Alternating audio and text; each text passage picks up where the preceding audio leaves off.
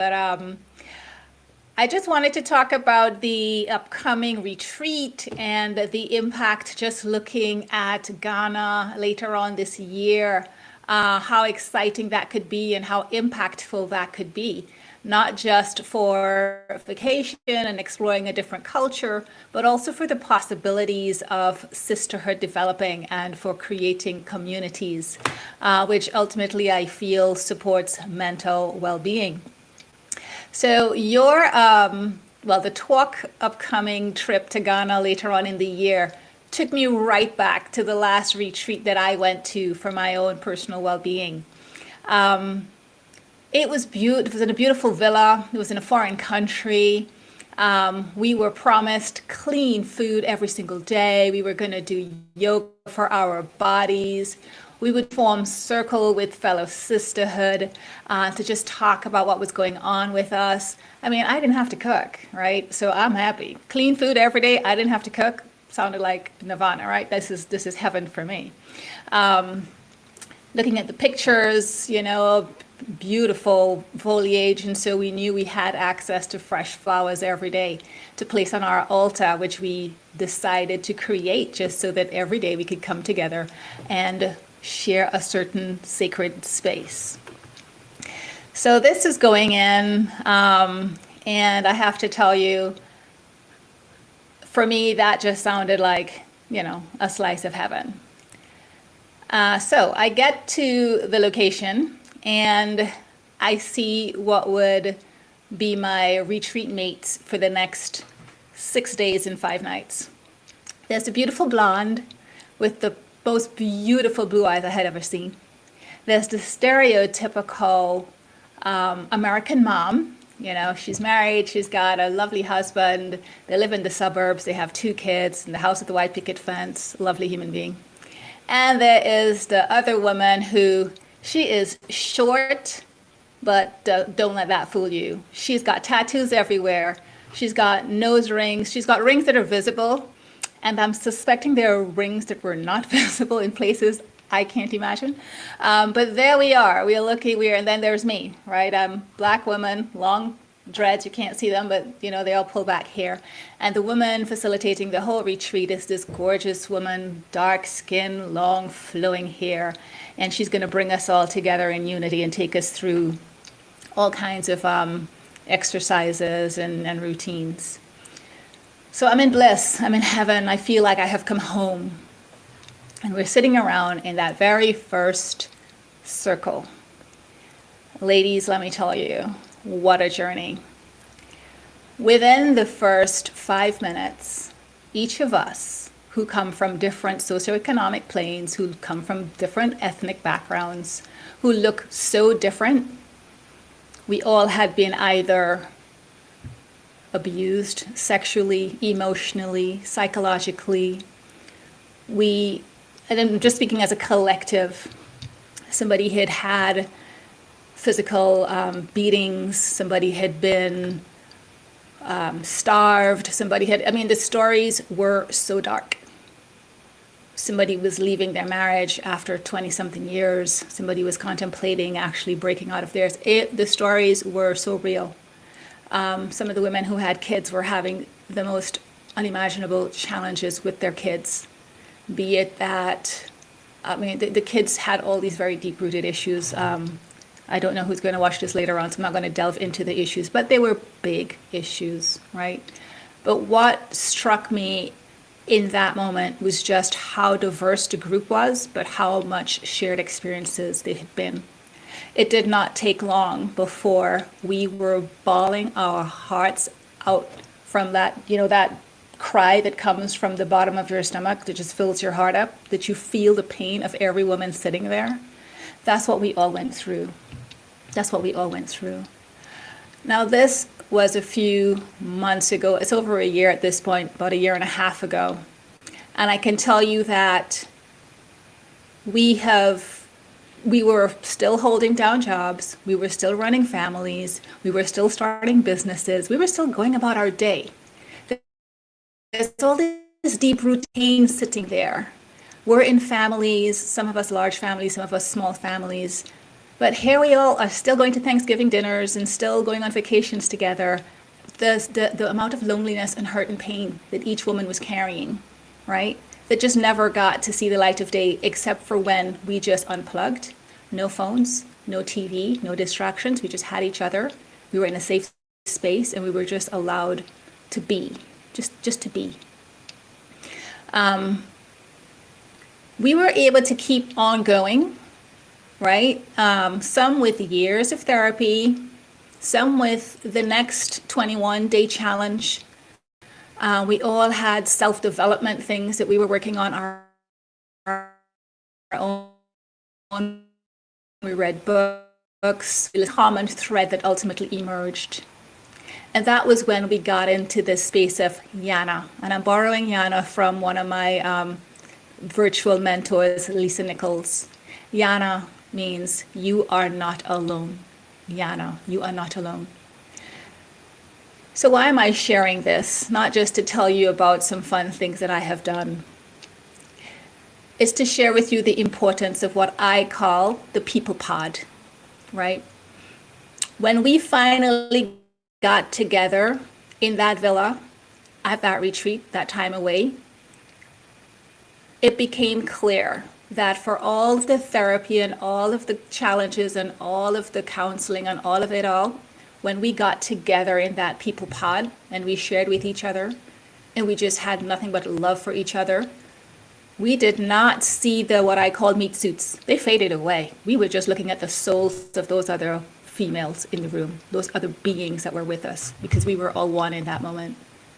And so when I think of what TWOC is about right now, I am just so deeply grateful, Sandra, for your vision and for you allowing the vision to come in to the world so that we can all be a part of this. I am just feeling incredibly blessed to be here at the ground floor because I think it is with this sense of community that we're building. We give ourselves the opportunity to create those what I call people pods. It's the core of what I do. I work as mental fitness. You guys have heard me on your stages. And I'm always talking about mental fitness and doing PQ reps. And that is important. Your mental well-being is key. Okay, when we got together in circle and everything fades away and we truly see the depth of pain and burdens that we carry, we are always on the brink of something catastrophic. That is not giving us an opportunity to show up as our best selves, as mothers, as leaders, as sisters, as mothers. So what I am so grateful for within the community of TWOC is the opportunity to create more and more people pods. Because it is through those people pods that we truly make real connections with people. Real connections with people.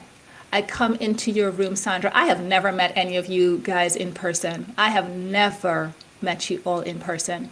But there are certain bonds that we now share that it's almost, before that retreat experience, I would not have thought it possible to feel this level of connectedness to people that I just don't know, like really, than I do here. I mean, it's just an incredible, incredible thing. Right? So I just want to encourage everyone to jump into TWOC feet first. There is this Ghana retreat out there. I am just so excited about that retreat. And I am just hoping as many people as possible come together for that.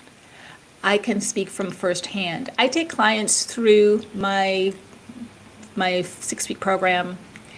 We create people pods. And it's powerful. It makes a difference. I see them going through in 6 weeks what took me and my sisterhood months to go through. Because there we are limping along all broken in little pieces. And I see these people make amazing progress in 6 weeks. But what I'm strongly just putting out here and encouraging us all to do is to let's look at Ghana. Let's look at that as an opportunity to physically get together and create bonds like we don't even have right now. Because when we just lose sight of the meat suits, and we know what I mean by the meat suits, right? The pretty blonde and the black woman and the Indian girl, and let's forget all of that and just look at the soul of the woman.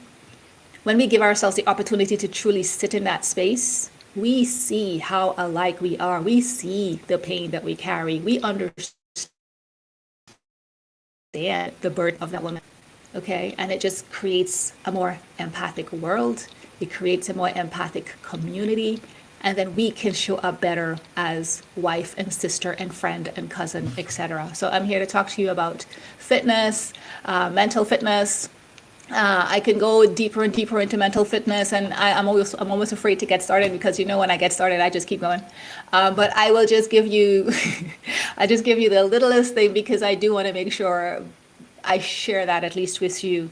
Through factor analysis, there are 10 saboteurs. That's it. For all of the different anger, guilt, shame, fear, doubt, worry, all the stress of it, there are 10 character traits that impact us each differently.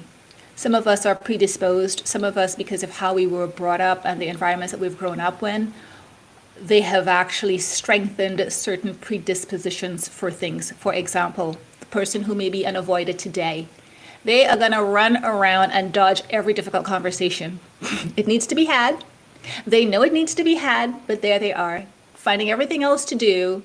Suddenly everything else is so important because they're avoiding, right? That's one of the character traits. That's called the avoider. It is possible to work with that. I'm not saying it's going to go away. It's not just going to magically evaporate and disappear, but you learn to work with it. You begin to understand, okay, this is a message. What is the message? Oh, the message is, I just want to feel good and I want everybody to feel good.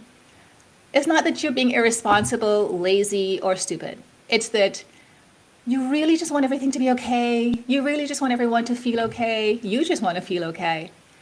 And so what we work on in our mental fitness program is recognizing that that's what the message is. Take the message, have the difficult conversation. Your worst fears are playing over and over in a whole movie that just may never even happen.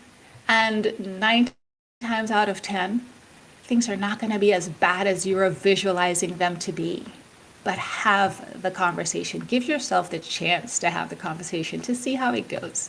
And if what you need is support with how do I articulate better, then that's possible. Get the help that you want, right? That you need. Speak to a friend. Speak to a professional. But it's possible to have those difficult conversations, okay? And what I'm hoping for, what I'm seeing within the community of TWOC, is us creating these people pods so that maybe you don't have the inclination, the resources, you just don't want to be bothered with seeking out a professional, figuring out which one is the one for you and the whole 9 yards. But you want some kind of a sisterhood where you feel safe to truly just be naked, not with the meat suit, just bearing the soul and hearing from women who have been there, who want to help you because they know how crappy it feels. They know that pain. And they want to help you to the best of their ability. That's what I want us all to find in TWOC.